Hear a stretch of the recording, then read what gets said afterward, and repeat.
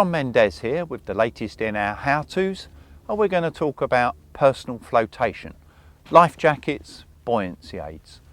Things to look for when you're purchasing, things to think about when you're wearing them, how to check that they're still going to perform correctly, and a little bit about what to do for servicing. So first off, we've got something called a buoyancy aid.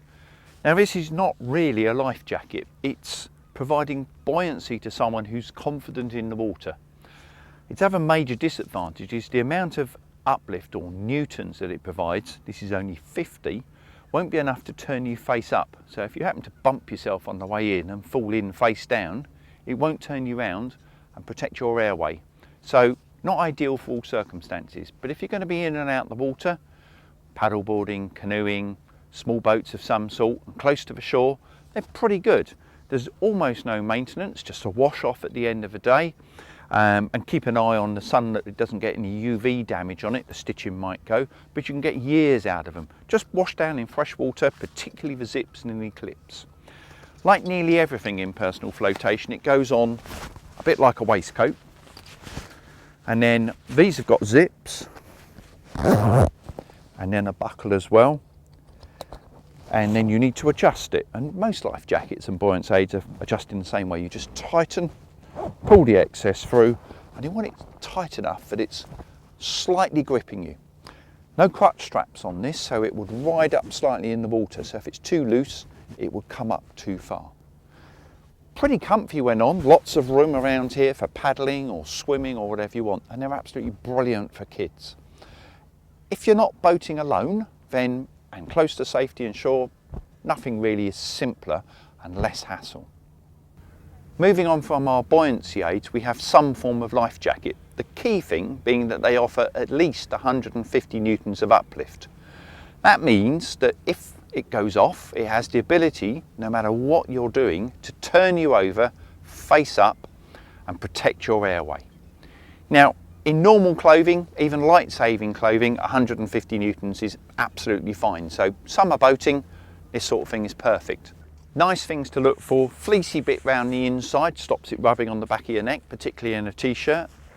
Zips, rather than Velcro around the edge, tend to make it easier to pack, but also easy to inspect to make sure it's all well. Nice thick straps, so it doesn't cut into you, and definitely a crutch strap. Now I'll just pop this on so you get the basic idea. So, like a waistcoat, round the back, clip together, and then crutch strap, up and through, and plug in. Now at the moment, far too loose. So adjustment, just like the buoyancy aid, we pull usually on the right hand side, and you're just easing it through all the time, and we're looking for about a clenched fist inside. So there, I can just about get a clenched fist in there, and that's about tight enough. Crutch strap, same sort of thing. I need to ease it through to the point where I could sit down without it being uncomfortable, but it's stopping the jacket riding up. Easy adjustment's really important, because if I put another layer on and then a jacket, it's all going to need adjusting. So if you adjust it with all your stuff on and then you get hot, when you take layers off, you need to readjust it so that it's the right tightness, otherwise it won't work properly. Now these sorts of life jackets come in three types. Air only, where you have to puff and blow it up. Manual, which means it has a gas inflation system but you manually have to pull the toggle. Or automatic, which means it has some form of water sensing which pierces the gas bottle for you, and if that doesn't happen, you pull on the toggle. It's really important that you know, and particularly if you've got people that are not strong swimmers or a bit not confident in the water, then you really want them in an automatic life jacket. And for me, I can't really see a reason not to wear an automatic life jacket unless I was doing a task which meant I was going to get wet a lot and it could go off. So we're looking for a nice easy toggle to find just in case we need it. Another variety this time. Nice little touches on this one though. Nice metal buckle, which I quite prefer. It just does by pushing one through the other. So small goes through the large and tighten, which is quite nice. Feels slightly more secure. Slightly longer pull for the automatic, which is great as long as you don't catch it on something. And then this one also has a little becket. Now these often used to be metal rings, but they've all gone for these soft rings now. And you might think, is that necessary on a motorboat? On a sailboat, we use this a lot to clip on with a safety line because we work on deck a lot. But on a motorboat, we're very rarely on deck at sea. But it's important to have at least one on the boat that's got the lanyard for safety and a safety line on board, so you can clip to the boat in case you need to go forward, sort out the anchor or something of that nature. Being able to clip on so you can't fall off is actually really sensible. Now we're moving on. This is slightly posher again. Has a different becket arrangement. You just push through, and then harder soft loop, but nice easy to adjust straps, and double straps that you pull on the front to just tighten it down, which are really good if you change layers a lot. So if you're one of them people that get cold easily and you're going to be changing layers all the time, look for quick and easy adjustments. So these double straps on the front. The other advantage of these is they tend to sit a little bit higher on the back of the neck, and there's a little strap to adjust where it actually sits on you, so you can pull it down so that it doesn't rest on your neck, it's more on your shoulders. So it really is a case of personal fitment. And the best advice I can possibly give you is actually to get in the water and let it go off and see if it's comfy for you. Now obviously you can't do that in the shop, but if you actually get the opportunity, they're very easy to rearm, we'll show you in a moment, but that really allows you to work out, is this comfortable? Because if you fall in, and you might be anything from a couple of minutes, if your crew is fantastic, up to several hours in the water, with this saving your life, you want to be in some degree of comfort and not panicking. This is my personal life jacket, and I've chosen something which covers a multitude of journeys that I do. So it's reasonably light, but it has some extra features in as well. I find this style of attachment, so just a toggle which pushes through, really works for me. The lifting becket's quite soft. It has a pair of easy to adjust straps on, and then it also has double crutch straps, so that I'm spreading the load, but it's a little bit easier to adjust on those as well, depending on what layers I've got, whether I'm outside boating or whether I'm on an inside of a boat. Just allows lots of adjustment. I can also strap a knife to it, and my personal EPIRB clips on here. And then one of the things I really like, I don't like something pushing my neck forward, so this one has a strap on the back, which when my cameraman just pulls there, and you can see now the weight's completely off my neck and much more onto my shoulders, so I find that for long periods of time I'm much comfier. One thing to be really wary on with these new style fairly funky life jackets, the pull, which always used to be traditionally at the bottom, has been moved. So this one here is actually here, and it's green, not red. So it's not overly logical. So if I gave this to someone and they were to full in, they're going to be frantically searching for this pull, and it's in a different place.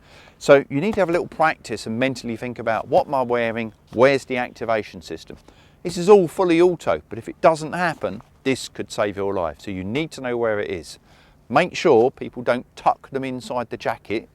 People do it so they don't catch it on something, but that means when you need it in a hurry, you can't find it. So green on this jacket, red on most of the others. So having got your life jacket and decided it's comfy, found your way round, got your straps adjusted correctly, know how to inflate it, how do we maintain it? Now, in a commercial world, our life jackets go off for a service every single year by one of the manufacturer's agents.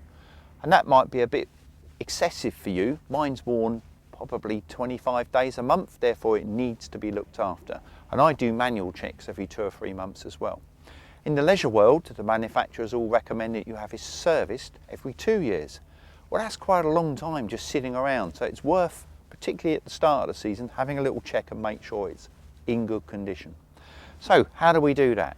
Depending how it opens, I said to you zips are quite good. So this one has a zip, and you just gently work it up. Lots of them have a little catch which stops it undoing too far. And I'm not going to go all the way on this one, but there's the gubbins. So what have we got in there? Well, we have a automatic inflation device. This is activated by water going in here, which dissolves something, which releases a big spring which pushes a pin into this thing here, the bottle. So what are we looking for? Little green toggle there that allows you to see that it hasn't been manually pulled. A little green toggle here allows you to see that it hasn't been automatically fired by the water activation. The bottle itself, that needs to be hand tight, but a firm hand tight in here. If it was loose, it would be pierced, but the air would escape and wouldn't blow up the jacket. So make sure the bottle is tight. This one in particular has this clever plastic thing that stops the jacket and the bottle fighting one another, and it has this little cover to stop the bottle eroding the jacket and wearing it. We're looking for a cylinder which is not corroded and rusty and not in a poor condition, and it will have a weight on it. If you've got a good set of digital scales, you can pop it on it and it will have a weight printed on it so you can check it. Really simple, you just undo it, this just pops off. Obviously have a look, make sure there's no hole, and this actually says on it 33 grams. So we put it on the scales and see if it was 33 grams. If it had escaped at all, it would be light. And then the black part here, this unscrews. We can have a look to make sure that's the bit which activates the pin. The pin pops up in there to pierce that. And on here we've got a little date.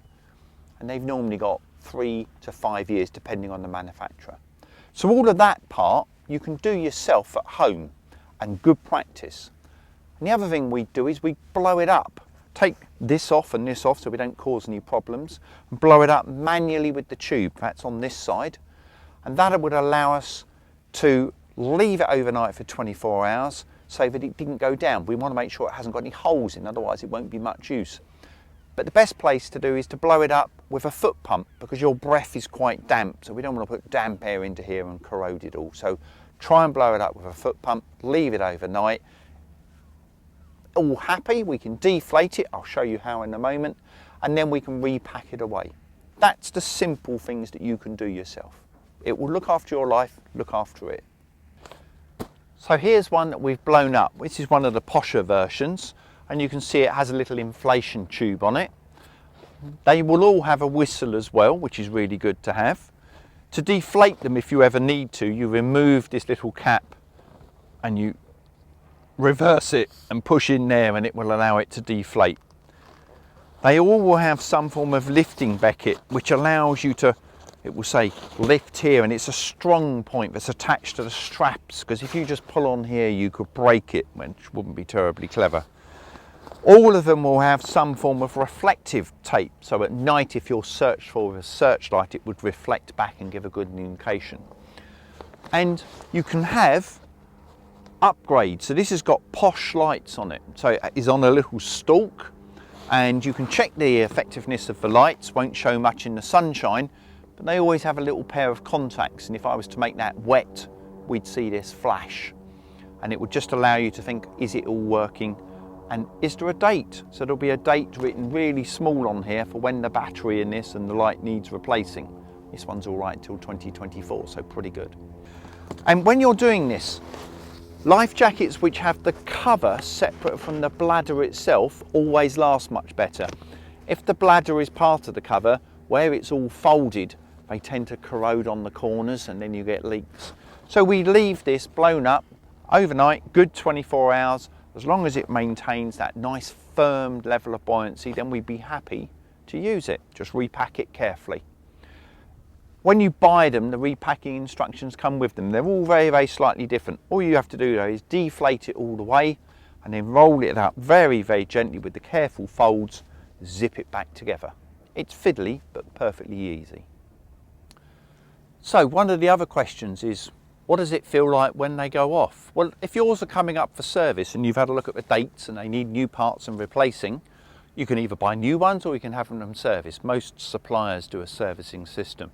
If they need a service and it's going to go out of date, then why not find out what happens? So I'm just going to manually inflate it by pulling on this toggle.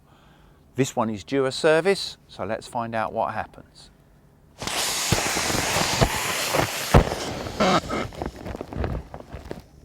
And you can see that's gone all the way around me, still slightly inflating. The bottle is freezing cold, you can feel there's ice on there. where the CO2's been released. Now this one's not too bad, I can still move around the neck, and it's also overlapped slightly here, which would help rotate me. And why I suggested that the crutch strap was really important was that if I didn't have that crutch strap on, it would be above my head and physically holding me under the water, not on. So if I undo the crutch strap on this one, and now you see what happens. So now I will be drowning with the crutch strap on.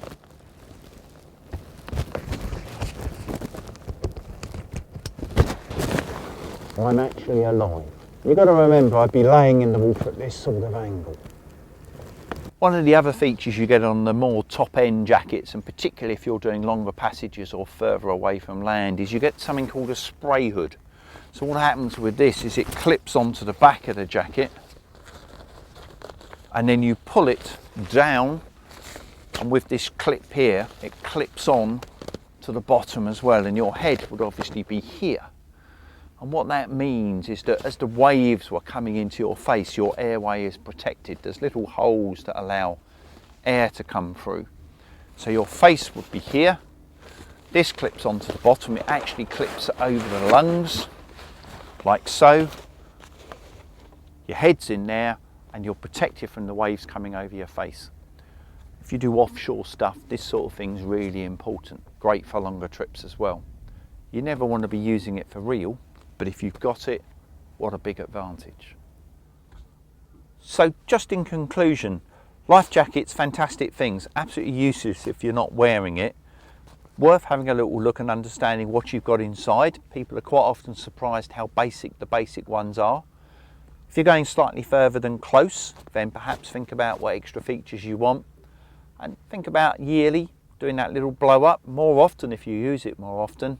And certainly follow the manufacturer's recommended service interval. So yearly in commercial use, 2 yearly in leisure use, with a check by you.